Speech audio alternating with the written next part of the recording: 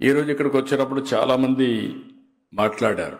కార్తికేయ అయితే నెదర్లాండ్స్ నుంచి నేను ఆ రోజు విదేశ విద్య ప్రారంభిస్తే అప్పుడు ఒక 10 లక్షల రూపాయలు ఇస్తే అది గుర్తుపెట్టుకొని మళ్లీ సమాజానికి ఏ విధంగా తిరిగి ఇవ్వాలి అని ఈరోజు ఇక్కడికి వచ్చి వారికి తగిన విధంగా చేయడానికి అంకితమయ్యారు. నేను కూడా సుదీర్ఘమైన రాజకీయంలో మీరందరూ గుర్తుపెట్టుకోవాల్సిన అనేక కార్యక్రమాలు చేశాను.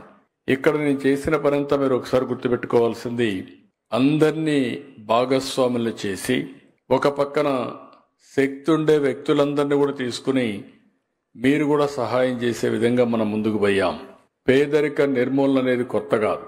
సమాజమే దేవాలయం, ప్రజలే దేవుళ్ళని చెప్పినటువంటి వ్యక్తి నందమూరి తారక రామారావు గారు అని చెప్పి నేను మీకు తెలియజేస్తున్నా. ఆ తర్వాత నేను వచ్చిన తర్వాత కూడా మీరు ఒకసారి ఆలోచిస్తే దగ్గర 25 సంవత్సరాల కంటే ముందే ఆ రోజు ఒక కార్యక్రమం తీసుకొచ్చాం, వెలుగు అని. ఆ వెలుగు కార్యక్రమం యొక్క ముఖ్యమైన ఉద్దేశం పేదరిక నిర్మూలన. అలాంటి అనేక కార్యక్రమాలు తీసుకొని మనం ముందుకు పోయాం. ఈ దేశంలో ఇంకొక పక్క మీరు గుర్తుపెట్టుకోవాల్సిన అవసరం ఉంది. పేదవాళ్ల కోసం, కష్టపడేదాని కోసం చాలామంది శ్రమ చేశారు.